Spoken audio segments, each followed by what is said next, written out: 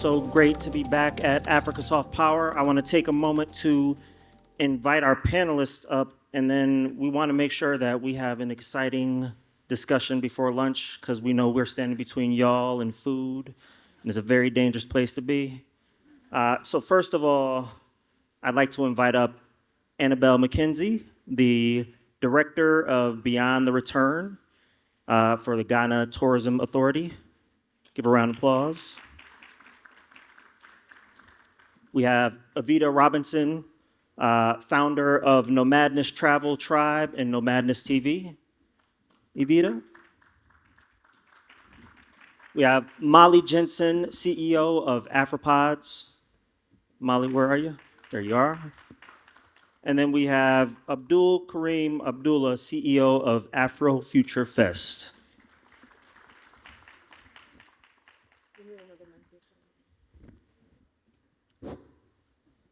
All right.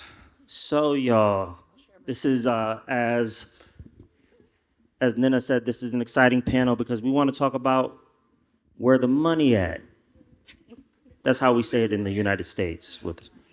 And specifically, we talked a lot about like how money moves, how money sort of transacts in the environment, but we want to spend some time talking about how to get this money, and specifically around our culture and soft power. I want to take a minute because we haven't really done so to define what we mean by soft power. And then I want to jump into this conversation with this amazing panel of every one of these folks is a keynote speaker on their own, but they are graciously going to limit themselves to make sure that this is an engaging conversation. So how many of y'all know that Dave Chappelle is in Kigali today? Dang. He wouldn't be happy about that. The reason I mentioned or asked that question, I want to use a quick story about Dave Chappelle to sort of explain the difference between hard power and soft power.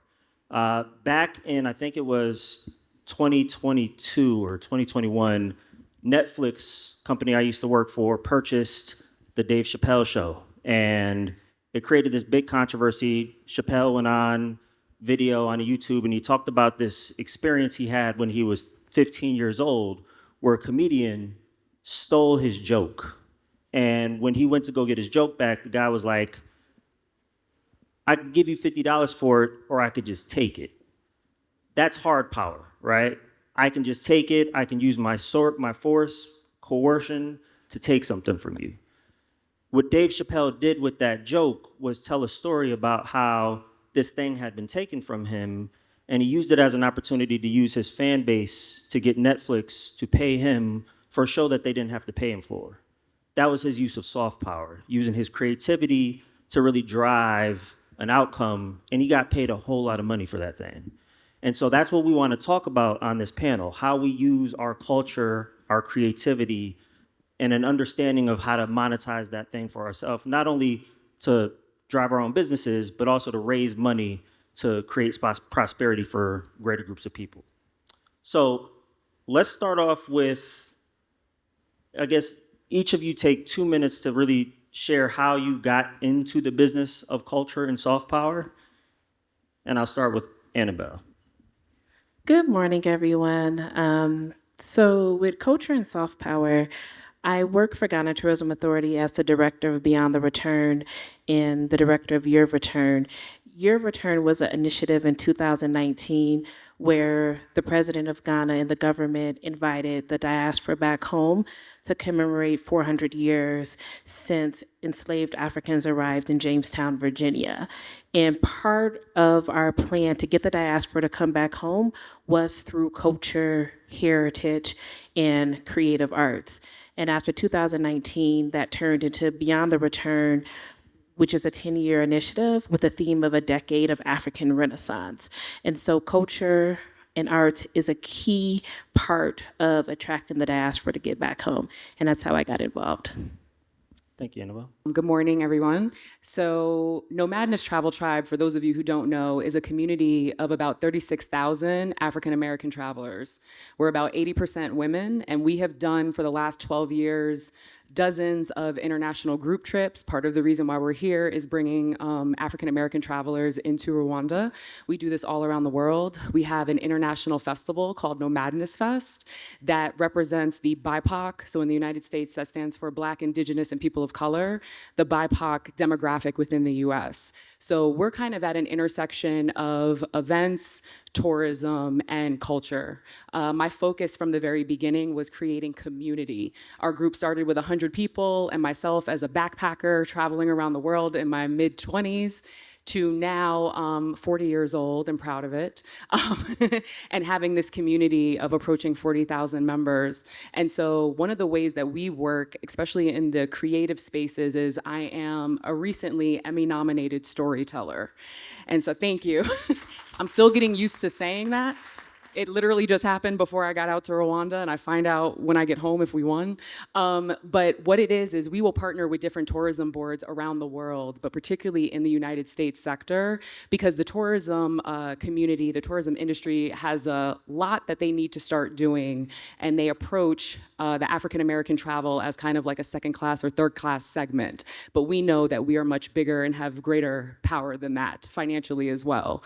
And so I am kind of the table shaker along with my team that comes in to make sure that they understand that. And storytelling is one of the tools that we use, going into different destinations that are used to marketing materials that show, you know, the landmarks and the white people and all of these things in it, but they forget about the communities of color, which really resonates with our demographic.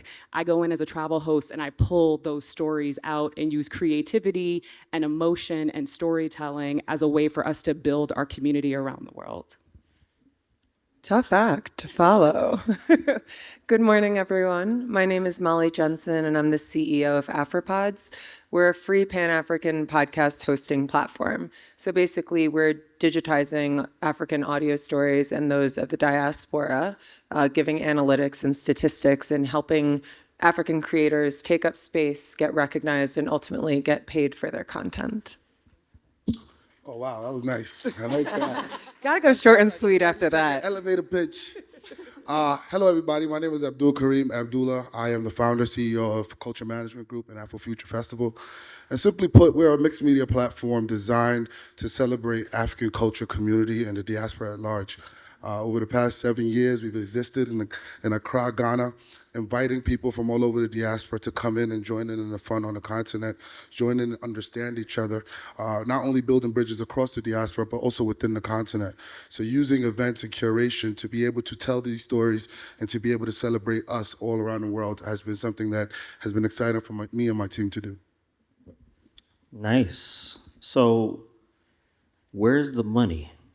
I'm gonna start with Abdul. Like, how do you turn this thing that for many people could be a passion into a business? And what have been sort of the biggest barriers or challenges to growing this thing into a business? Well, I mean, I think anyone that does business in Africa understands that there's a lot of education that you have to give yourself. You have to be able to navigate politics. You have to be able to navigate soft culture, right? Understanding the nuance in language and how people speak and how people show up in places. All of those things are some of the tasks that my team learned on the job. So when we decided to create a festival, we did not know how to make a festival. All we knew is you needed a stage, you needed some artists. But on the job, we were able to learn these experiences, right? Well, Dr. Yemi is here. He's producing this amazing conference, right? He has been somebody that we've learned so much from. You have Francis here, who has taught us so much as far as agency work and event work. So in working with companies that we have collected with throughout the continent, we've been able to understand how to monetize. But obviously, it's ticket sales, right? I think that when you look at the continent and festivals across the board, we have probably one of the highest ticket prices for our events. It's not something that we initially wanted to create, but that's how we were able to afford the experience that we wanted to build. What we wanted people to feel was when you came to our event, you were in a world-class festival that you can think of anywhere in the world. We wanted that for Africans, we wanted that for Ghanaians, and we wanted that for our artists and creatives specifically. So we've strived towards that. So when it comes to money, we see ticket sales, we see sponsorship dollars, mostly which come from abroad, unfortunately, right? But also we see people in the airline industry supporting, we see government sometimes supporting, right, Annabelle? We support you. So the money could come from different ways, but it's about creativity and showing value in your product. And that's how we've been able to survive. And before I go to Molly, just out of curiosity, how big is your team now? Oh, wow. That varies. It depends on the time of the year. It can be anywhere from 15 to 1,000. So depending on the time of the year, at the festival time, obviously we need thousands of people. Production team, maybe 300 people. Security, maybe about 300 people. Vendor staff, maybe about 20 people. Staff that are working the doors, maybe about another 80 people. So it depends, right? On the core team, we're always around about 15 people that are working constantly year-round to bring this to life. Nice. Molly, what about you? Where's this money? Well, it's a little bit different for me. So we work with creators. Ultimately, with Afripods, we're a tech media company, so we're funded through investors, and we're going after growth, making sure that we're capitalizing and showing the opportunity of sound and people and vernacular and culture through audio on the continent. When it comes to the creators getting money, which is, I think, probably the better way to answer this question, a lot of that is through advertising, right? We're seeing this huge rise of influence, whether people are getting money off of their social platforms or otherwise. When it comes to podcasting, what happens is agencies will come to us, or we will pitch to agencies, and they have budgets that they're looking to spend for exposure. So we bridge that gap. I'll give you an example. I'll give you a real example. At the end of Q4, we had an agency reach out to us with maybe $20,000, $25,000 for AI.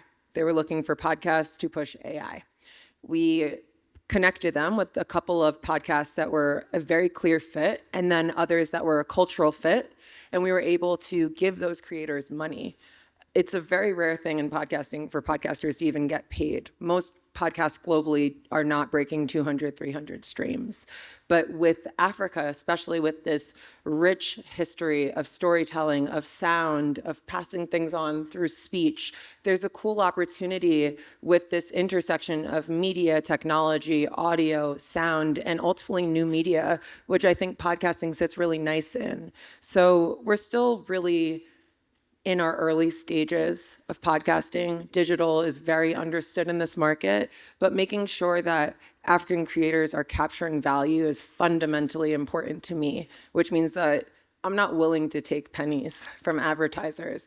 African content, sound, diversity, it matters. And if we're talking about things in different languages, whether it's Kenya Rwandan, whether it's Sheng like a dialect, whether it's Yoruba, whether it's Swahili, if you don't understand that content's just not for you. That doesn't mean that there's a community it doesn't resonate in. And with podcasting, you're allowed to lean into the niche of people, which really nicely to end means that when you're looking in these mediums that are culturally relevant, you're buying into communities and not audiences in the way that traditional media was before. So you have to look at the buying power and the impact differently.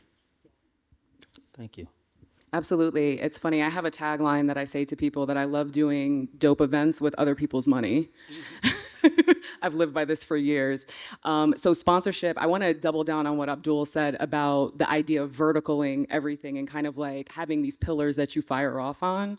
So for Nomadness, our group trips is one. And so there's a profit that's cut from the actual, they're not ticket sales, but the trips that people in our community buy into.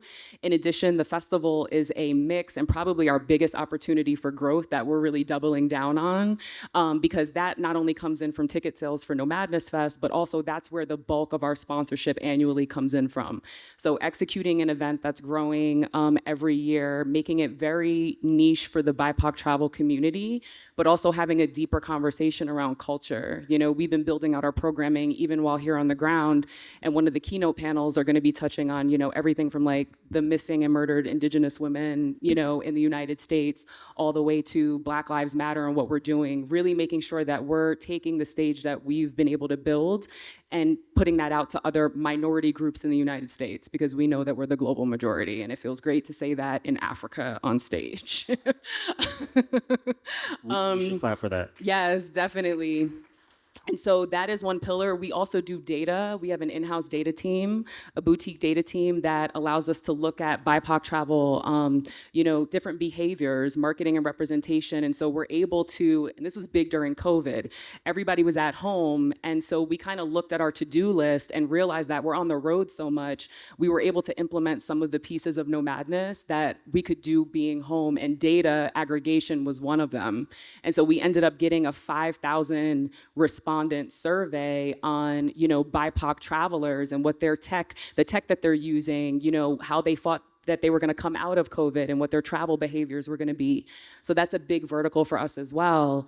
And then also the storytelling, in which I work directly with the tourism boards as a host. And so a lot of our money comes from sponsorships and partnerships with tourism authorities and brands. What about you, Annabelle? So I think everything that has been mentioned, it's great, but I also think that we have to get creative about looking for investment. And so, for instance, there's a lot of opportunity in impact investment. A lot of people with money want to invest in something that is doing some type of social good in society. And there's a lot of people that have an interest in Africa now. Now, to me, Africa has always been popping, but over the past few years, we've gotten a lot of attention. And so people want to spend money in Africa. So maybe about 3 months ago, someone contacted me and said, Annabelle, I have $30,000 for the creative industry in Africa. So I said, well, you have $30,000 for every country?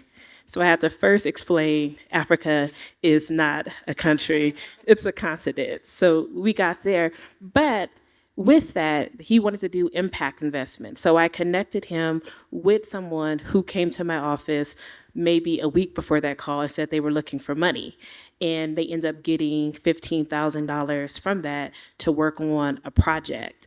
I also think about, if you look at Africa, there's 5 regions, but a lot of people don't know about the 6th region of Africa, which is the African diaspora, which also has the historical diaspora. So the historical diaspora are basically descendants of the slave trade. I'm a part of the historical diaspora, but I've come back home to Africa.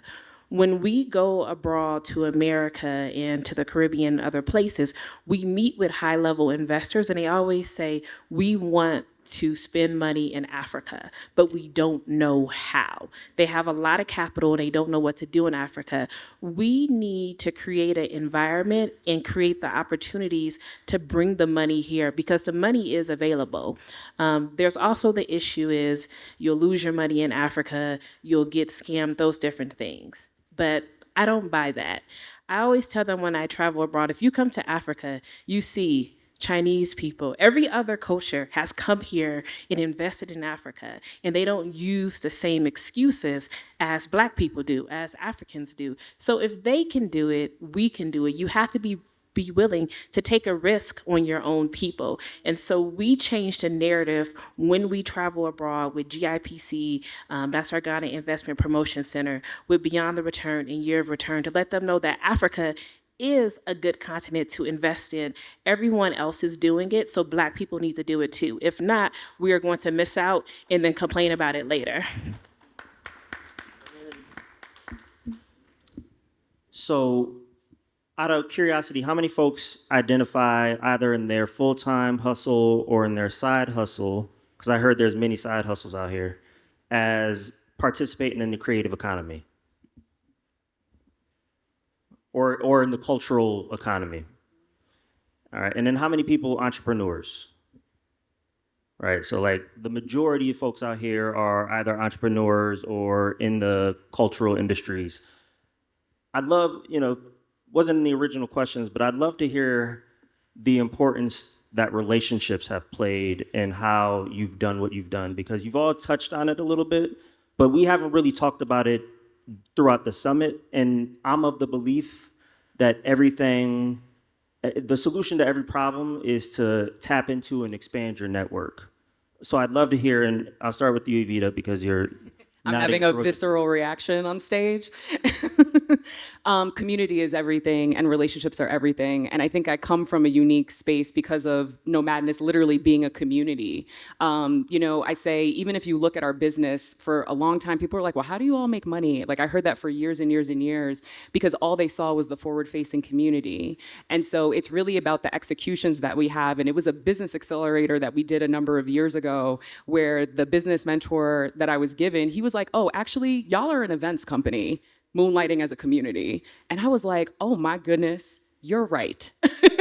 Everything we do is based around events, but as a number of us on the panel know, events build community. There's other people and entrepreneurs I know that are in the room right now, whether it's DJ parties around the continent, like there is a community that is established when you get people together like-minded in the same place at the same time. There's so much power in that. And also, I'm very candid and a bit colloquial when it comes to my relationships with the professionals. We lose humanity a lot, especially within the corporate structures. And so I like to, and my team, I will give this kudos to them too, there's a sense of humanity when you can be in a board meeting with someone but speak to the human in them. And that makes the relationship grow in a way that if you're just there buttoned up suit and tie and they don't see a version of the real you, that really pushes through barriers and you are remembered in a way that somebody else coming in is not. And so I would say relationships, but I would also bridge relationships with speak to the humanity in the person that's sitting across from you and show that to them, show them your humanity and see how far that takes you.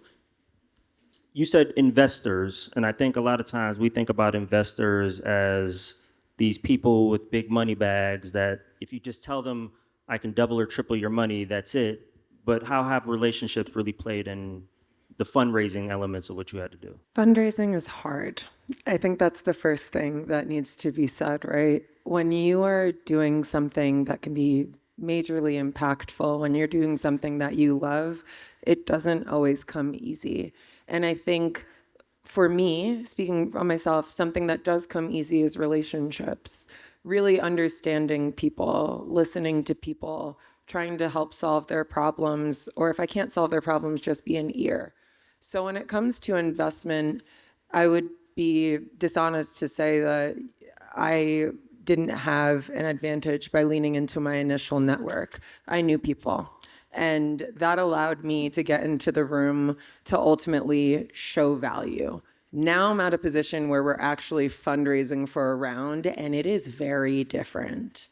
I will say that we're still in a good position. We're growing rapidly. Under my tenure, we've had over 1,000% growth, which I'm very proud of in terms of streams.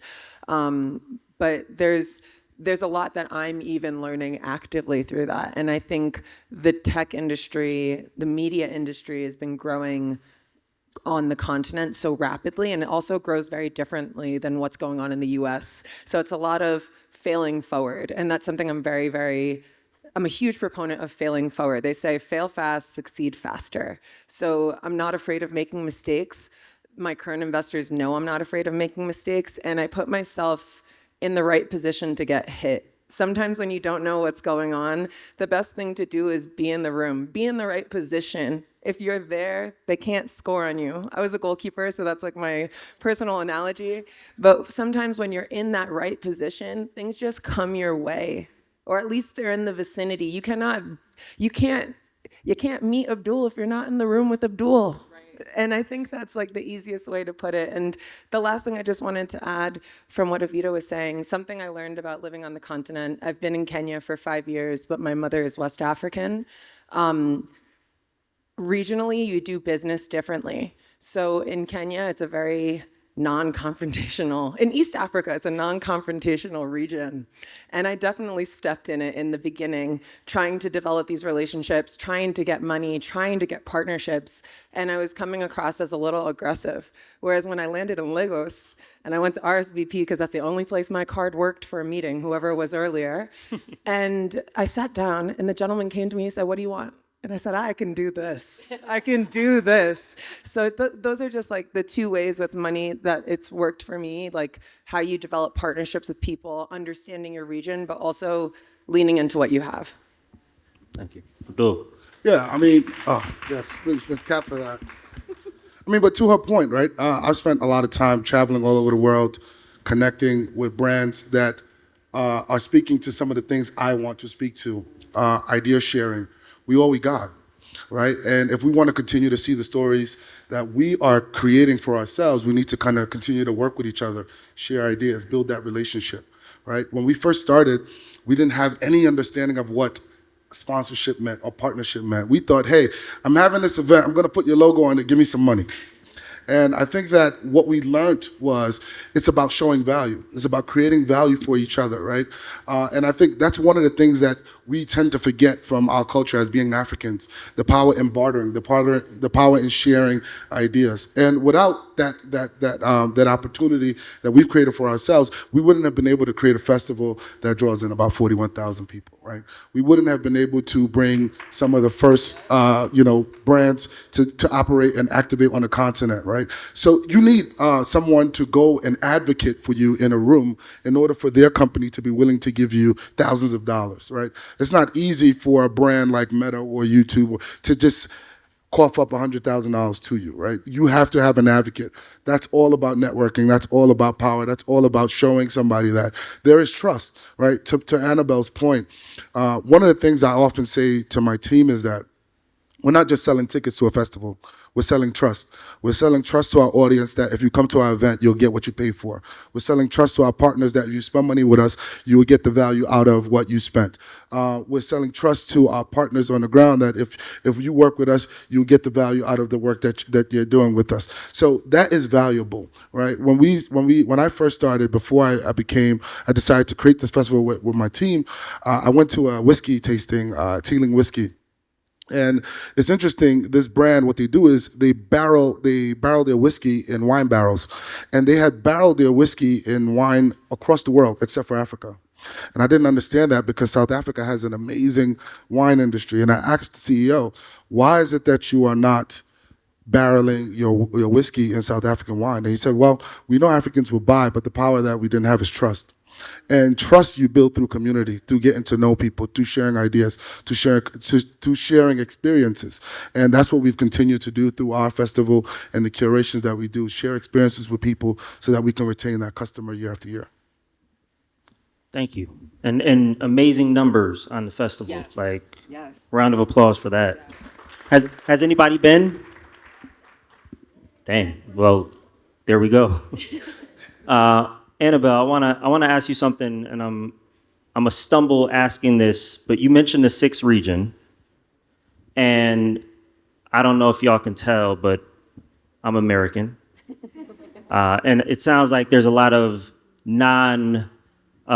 indigenous accents on the stage based on where people were born, and we're talking about networking, and we're talking about these relationships, and I don't want to ignore the fact that the access that some of us have based on where we were born, based on where we went to school, may facilitate better connection to that.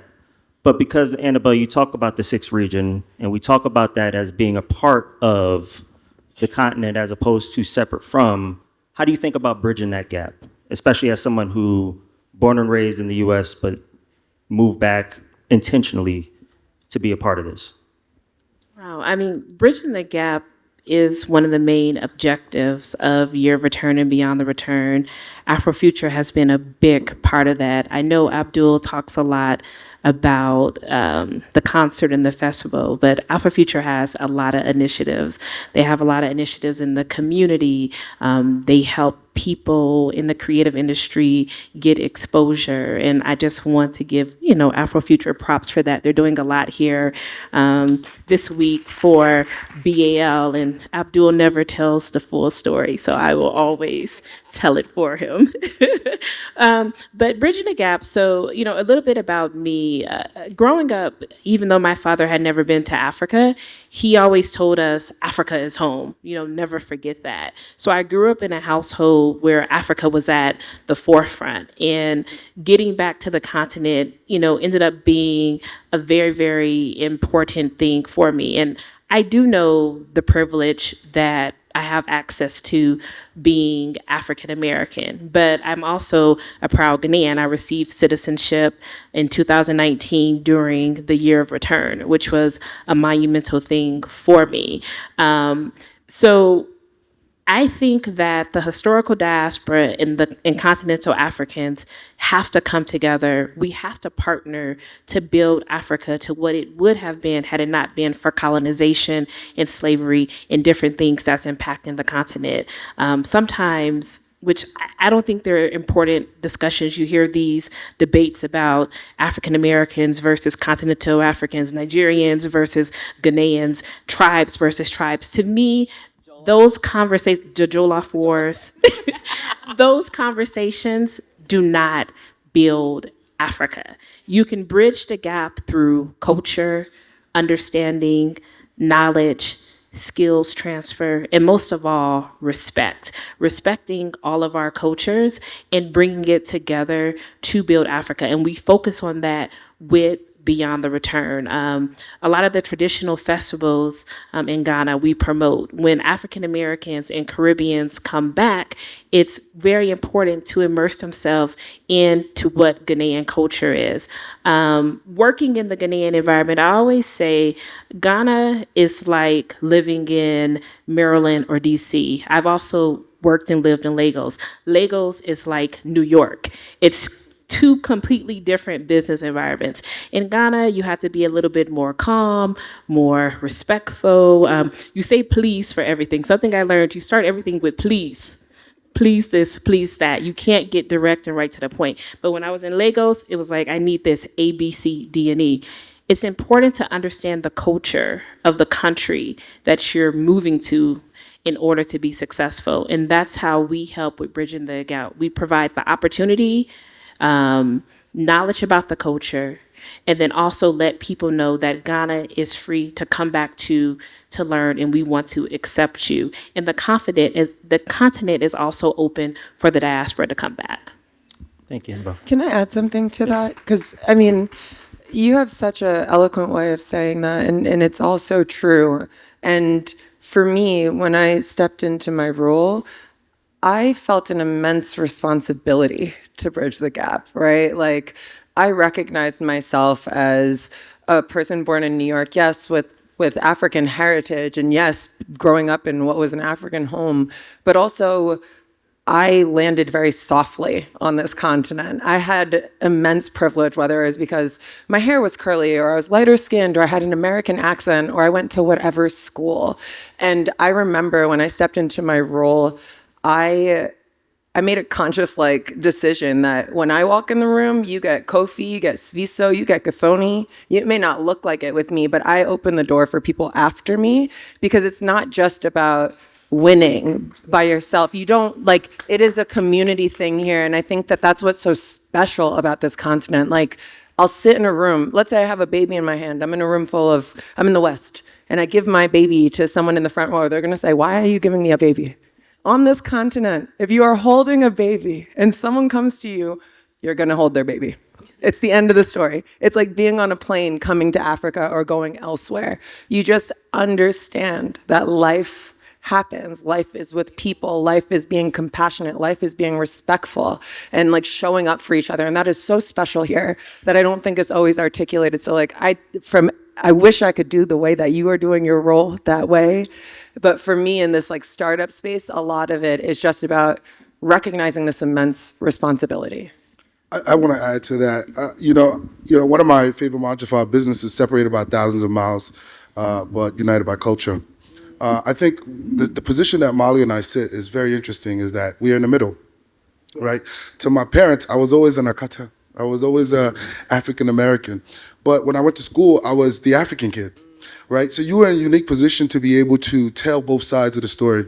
And I think that is the power that we get to use to be able to bring people together. Even on the continent, there's so much about Ghana that, maybe somebody in Cameroon does not know, and vice versa. And there's a lot of power in us being able to share these stories, being able to understand and learn each other, right? So respect is definitely a key priority and a key mantra, but also just being willing to be curious. Right. One of the biggest, values that I've received from just partnering with the BAL is just being able to experience Cairo, being able to get my team to experience Senegal, South Africa, and now Rwanda, right? Being able to understand culture and nuance. And one of the things that it's so amazing is, as Molly said, you don't even have to understand what the other people are speaking to understand exactly what they mean by whether it's a gesture, whether it's a facial expression, whether it's a sound that they make. And that is valuable. That's what connect us, right? So being able to dig into that, being able to understand that, being able to document that is what we need to do in order for us to be able to continue to bridge that gap and to continue to come together.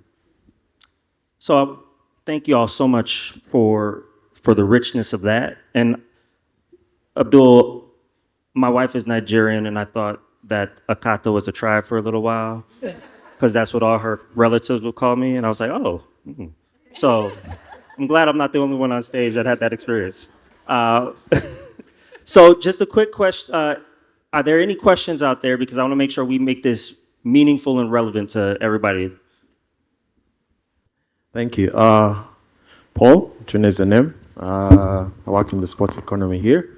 But before that, I was in hospitality and events. So I was the digital and community manager for one of East Africa's biggest festivals. And it's among the top 10 festivals in Africa, which is Nyege Nyege, for about 3 years. And a lot of, there's a current gap in Africa, and I said for a fact, in terms of community managers that are able to understand the different facets of a festival and cater for all audiences. We used to work closely with influencers, would actually invite influencers from across the region and actually pair them with our content team so that they're producing content for anyone that's into fashion and lifestyle. They're getting that. We had the foodies that were going around showing the vendors some love. So they were driving traffic to the vendors. We had the people that came purely for the music, because there were about 5 different stages, sharing different experiences. So it's just understanding things at that intricate level. But then also in terms of monetization for the festivals, in terms of getting to international audiences. Before the pandemic, it was basically Boiler Room that was pushing the brand. And you know that at least for the 3-4 days where you have over 200 artists performing, Boiler Room is live streaming, and over 2 million people around the world are watching the festival and learning more about the festival. And that contributes to the traffic. So my question is, in terms of like having African platforms like Boiler Room or even just alternatives to Boiler Room that actually get African festivals in front of the international audience and diaspora in a way that would unlock opportunities for partnerships, for collaborations, for brands to actually come and invest in Africa. What's your take currently in terms of monetization, like virtual platforms that can be leveraged? And then also, lastly, in terms, there's a growing trend. I think it has been there for a while, but now I would say they're more known. We have more boutique experiences, Culture FM, Apartment Life, that are really touring African cities and bringing the culture and artists and DJs from those destinations closer to the international audience. So in essence, they are kind of bridging the diaspora and the people in Africa kind of gap. And at least even Strictly Soul, I think I saw them in the house. We'll be having an event tomorrow. But how can we have more of those kind of boutique events? Because from a tourism perspective, they can drive tourism and revenue during the low season. I can tell you for a fact in Rwanda, between January and I would say May, early May, it's a low season. So you're not having many events happening, and yet there's an opportunity to have those kind of experiences that are going to drive traffic towards the destination, not just Rwanda, but even East Africa or any other country. Thank you. I take this one. If I understand your question correctly, simply put, my first answer is 1, support. Buy a ticket. Don't ask for a free ticket. Support. That's number one. If you want to see more of them, support. Number two, I think if you have a festival, you should have your own platform. You should create your own platform. You should create your own content and utilize all the tools, right? With all the social media opportunities we have, create a podcast. Like with all the social media opportunities we have, you have a direct relationship with your consumer. You have opportunities to run ads in all of these spaces to attract people that you want to your spaces. Now, if you are aware of what's going on in the U.S., especially where a lot of the funding comes for a lot of sponsorship, a lot of DEI is, diversity, equity, inclusion positions are being eliminated, which means you have less advocates for people that are going to fight for you to get money. So that means Africans who want to continue to see programs like the ones Nyega creates or the ones that we create, we have to fly out and support each other. We have to create an ecosystem where we can sustain ourselves in spite of the funds that are coming out. And then also, we need to encourage the companies that are locally to invest in these opportunities. Right? We have to encourage these companies to start spending the money. I think that one of the things that we face, for me personally, is just the cost of lack. Right? If you don't have a lot of companies that are doing graphic design, that means in order to get the best, you're going to pay more. If you don't have companies that have several production companies, right, and you have scarcity, you're going to pay more. So that causes your cost to rise, right? So the opportunity exists in us creating community and us working together to support each other, right? There's no reason why Afrofuture can't support Nyega, or you can't support SoFest, or we can't support A Neighbor, and so on and so forth. We can create our own experience right here on the continent, and all it takes is for us to continue to get to know each other, support each other, buy a ticket, repost, share, invite other people to your community, and that's what we need to do in order for us to kind of sustain this community that we have. Can I also add to that really quickly? Also, in addition, we talked about this earlier on the panel about value add when we approach sponsorships and brands. We also have to be very clear on the value add proposition, even if it's a barter between one another. If I had $1 for every time I had an email or a DM and somebody reach out to us about what Nomadness can do for them and not once mention what they can help us with, it's got to be mutually beneficial. That's not just when you're going for the tens of thousands of dollars to bigger brands. We need to approach one another with that mutual value add as well. Thank you for that. And actually, on that note, because the timer is at 0 and I respect lunch, I want to close with each of y'all maybe making an appeal for what that barter is, right? What's the give get? What do you want? Whether it's like buy a ticket, buy it now, and what can you offer so that we can continue to build on this idea of relationships and community and walk out of this session and this summit better than we came in. So I'll start with Annabelle and work our way down. Really? I mean, I think everyone comes to me for a lot of money, especially December with our December and GH events. And the biggest thing for Beyond the Return and Ghana Tourism Authority, your event has to be appealing to the diaspora. It's good to have a good social media presence. And it also, you have to be able to put on a successful event. There's a lot of great ideals, but a lot of event organizers and companies don't understand the business of putting on an event. So I always say, also do your research and be confident in what your ideal is so you can come sell it to me and then I can get behind it and support it and go track down resources, whether it's money, whether it's operational support, whether it's buying tickets to your event. You really have to sell it to me and I have to know that you can implement it. Definitely. And what I would say for Nomadness, kind of keeping it succinct, is what we offer is community. We have almost 40,000 eyeballs, right, of African American travelers. And so if there are initiatives that are executed well, that speak to our community, we already have built the community. And so being able to partner in a way where you don't have to start from the ground up, especially if the bigger diaspora is on your radar. And what we would ask for, I would love more of the opportunities like what I did with Visit Rwanda last year, to be able to do in-depth storytelling that connects the diaspora with other countries amongst the continent. And for me, if anyone in the room is a podcaster, knows a podcaster, has thought of starting a podcast, has budget in a media company, works for someone, a company that wants to start a podcast, think about Afropods. We're building something with the African creator in mind. We can categorize in different languages. Advertisers are aware of what we're doing. Ultimately, and it really, I hope I'm not stealing your moment, but support African things. Support things that are focused on the African continent. Like, show up for each other, whether that means financially or sharing for free. Figure out a way to get in the room. But if you're a podcast, find me later.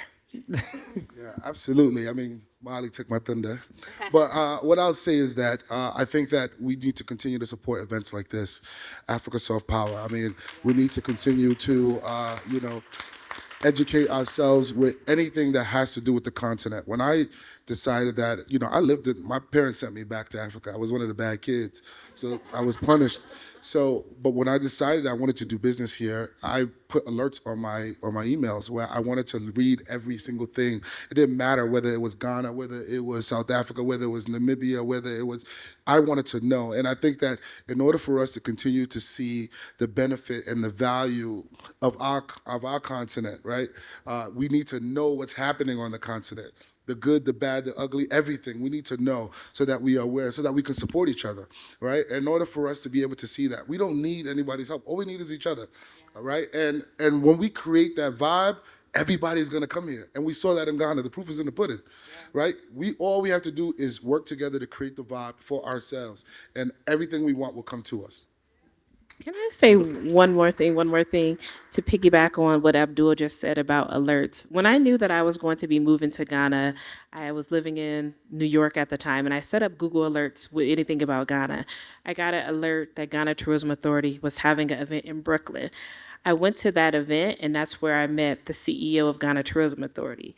And at that event, after speaking to me, he said, when you move to Ghana, you will work for me. And so that's how I actually got my job as the director of Year of Return and now Beyond the Return. A lot of people think I moved to the continent because of the job, but that Google alert is how I got it. So please, read about the continent, read about Africa, read about what's going on, because your next opportunity could be from a Google alert. And look where I am now on the wonderful Africa Soft Power stage. Beautiful. And I'm going to piggyback on what Abdul said. And I've been told we can actually take a few more questions. And I will ask you to think about those questions and make them questions. No knock on anybody. We all have stories to tell. But please make the questions so that we can get through them. And also so that we can build on these relationships, right? We'll take time to meet during lunch. But Africa Soft Power, I've been involved with this organization now for the last 4 years. I serve now as the director of diaspora engagement. I'm still figuring out what that means, but it has very much to do with building spaces like this and connecting. Support Africa Soft Power, right? Because I think that this room and the fact that there's probably people from, 20 different countries in this room, this is special. And this is only my second time on the continent, and it's because of Africa Soft Power. So please support this organization, buy tickets, support the podcast, go on this Nomadness tour, Beyond the Return. All these things are important to support. We've got a gala on Friday. Buy your tickets and be there, because the relationships that get made here create the opportunity for things like this to flourish. So I just wanted to put that out there as a PSA in my official capacity. So, question. Good afternoon. My name is Carol Rujeje. I'm the head of brand for Airtel here in Rwanda. My question is centered around the concept of bridging the gap. Can everybody hear me? Yes. Okay. It's a conversation that I've had with friends and with family, also with the great Autumn, who's a good friend of mine. And I'd really like to hear maybe from Annabelle and anyone who feels the need to contribute. What are some real practical ways that we can do this bridging of the gap? Because I think, like for my family, for instance, like related to what Kareem said about being the American kid in my home, but being the African kid at school, and even coming back to the continent, you're still kind of treated somewhat like an outsider sometimes because of how you speak and because of the experiences that you have that other people maybe cannot relate to.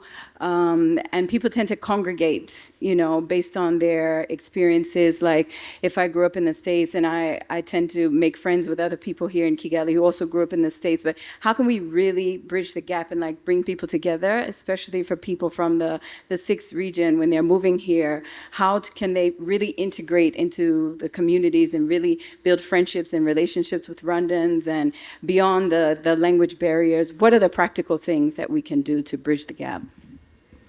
So with the diaspora, normally their top concerns are citizenship, buying land, and how to easily get to Ghana. One of the things that happened during the year of return, one of the chiefs set out 10,000 acres of land to build a Pan-African village. So in that particular village, the diaspora are able to buy plots of land and build.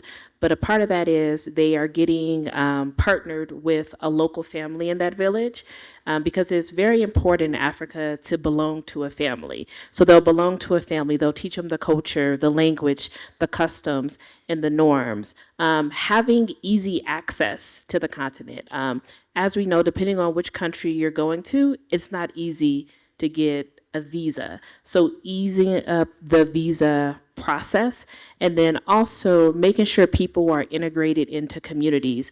Me personally, I don't live amongst a historical diaspora. Where I live at, it's all Ghanaians. But my son was also born in Ghana. He's Ghanaian, so it was important for him to be around local Ghanaians to learn the language, the customs, and those different things. So those are some of the activities that we have put in place, but really focus on land, visas, and access to language and culture, and that will help bridge the gap with the diaspora. Yeah. I would also add for Nomadness, it's one of the reasons why we're here doing the group trips in various areas around the world. So we too have also partnered with Autumn and Kigali Forward and her staff, much of which are here. We're actually our tour operators and our guides. And so I think it's one thing, people look at the business model of doing group trips and, you know, the financial implications, but there's a cross-cultural implication that happens when you're on the ground in these countries as well. And so Nomadness, because we're so community and immersive oriented, we're not setting up a group trip in which you're gonna be on a resort and you're never gonna leave the grounds and you're not gonna interact with the locals. That's not a trip to us. That is for a different time and a different group of people. For us, we are highly immersive. You know, Nairambo's Women's Center made my dress and a whole bunch of other outfits that everybody did, you know, got in Rwanda on our group. We are really intentional about making sure that the experiences are as localized, comfortable, but also as localized as possible for our community when we travel anywhere that we go in the world. And so I think that intentionality is also a big piece of that as well. Thank you. Other questions? I think we have one in the back. Hi guys. Tabo Mulaba, South Africa photographer, culture creator for Strictly Soul. Question's quite simple: trade, value, and IP protection within the continent and as creators. Yeah. Wait, say that one more time. Like my question centers around trade and value, but like most of you guys have actually already answered that for me. So probably the biggest one I want to understand is IP protection, because obviously as creatives, like we do share ideas, we do share concepts, but they aren't protected, and more often than not, they are bastardized. Yeah. But you made it. Yeah, I just say this. You have to have a budget for the lawyer. You have to have a budget for the lawyer. I think it's very important that every brand, as you get to a certain space, to have a budget for a lawyer. That's something that we learned very early in our company. We wanted to make sure that we could be in a position to exist, right? We didn't know that people were going to come from abroad and try and encroach on what we were doing.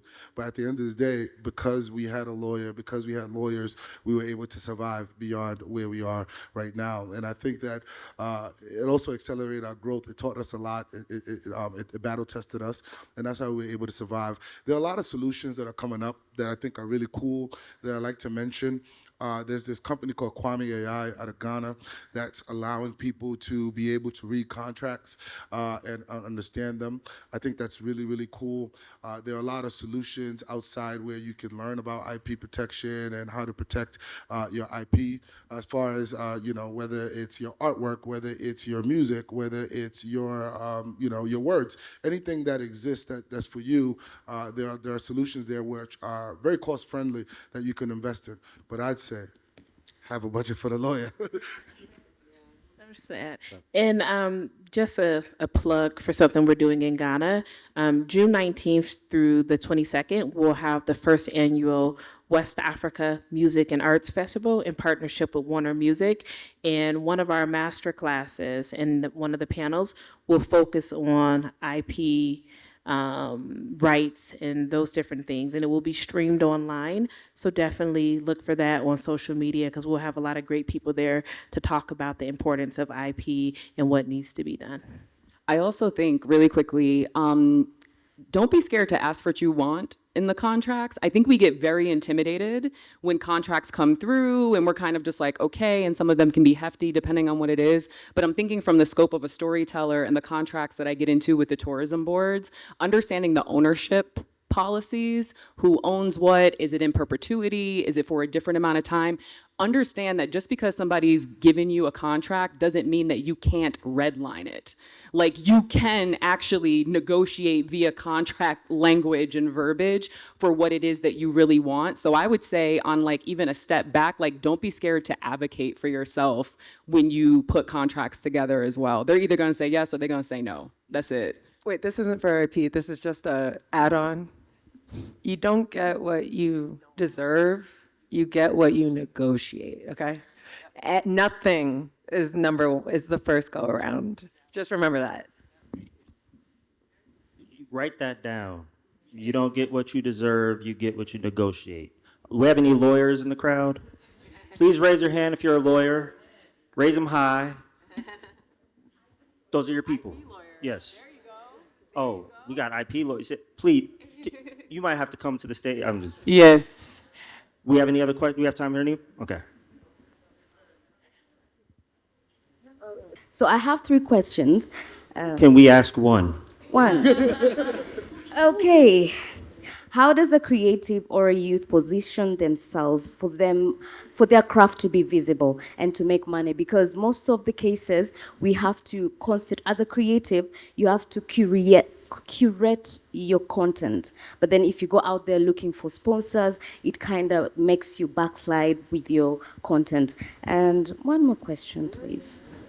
Well, let's answer that one, and we'll see if we have time, because I think we're running short. I mean, this concept, that people. All right, let's say this. When I wanted to create my festival, I went into my bank account and I invested in my festival. And I think that it's important for every creator to know that, right? Nobody's gonna give you money for free. Like, when somebody sponsors you, I think a lot of people don't understand. When a brand sponsors you, it's not because they want to give you money. Right. I think that a lot of people think that when people sponsor you, the brand just has money and they just want to give it to you.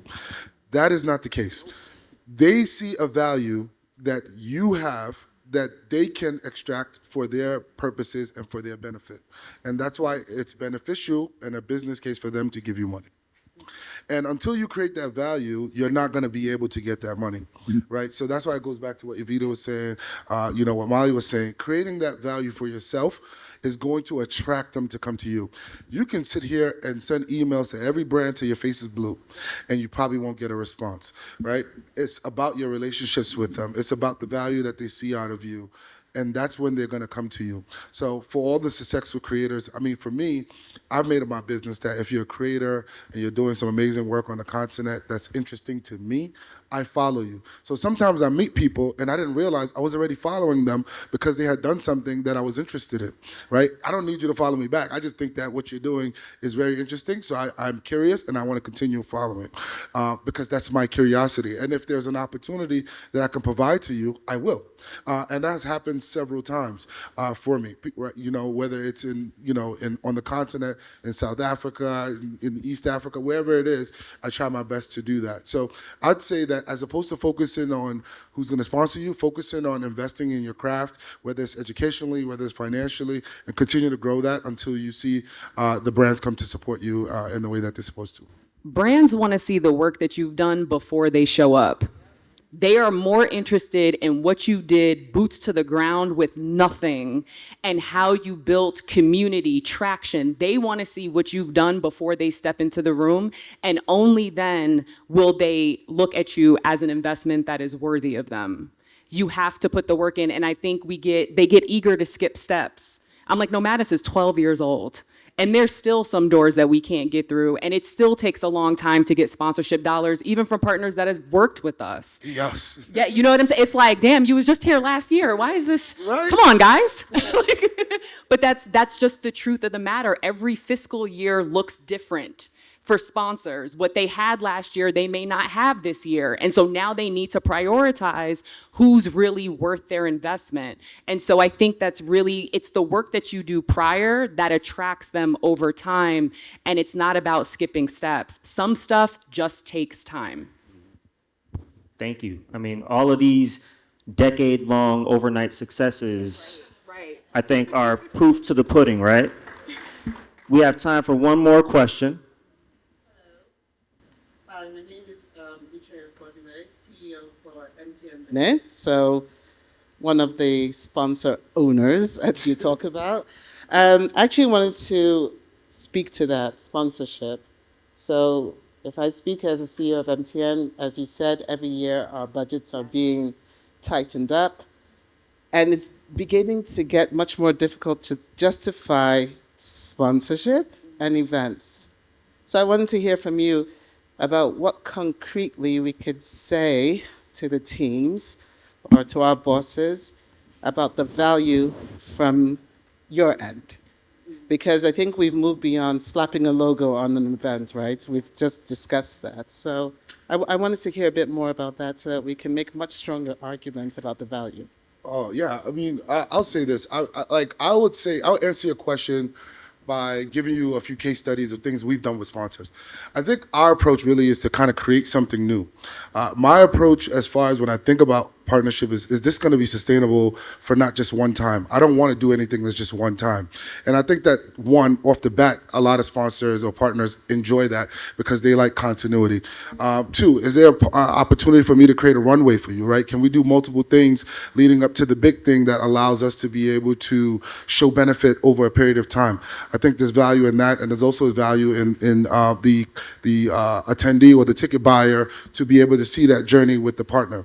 Also, is there a story that we could tell in the space? So for instance, in 2022, we partnered with YouTube. They were launching YouTube Shorts, their version of TikTok. And what we did was, led by Cole, sitting right here, what we did was we created a playground on our festival field that creators can go in and create shorts.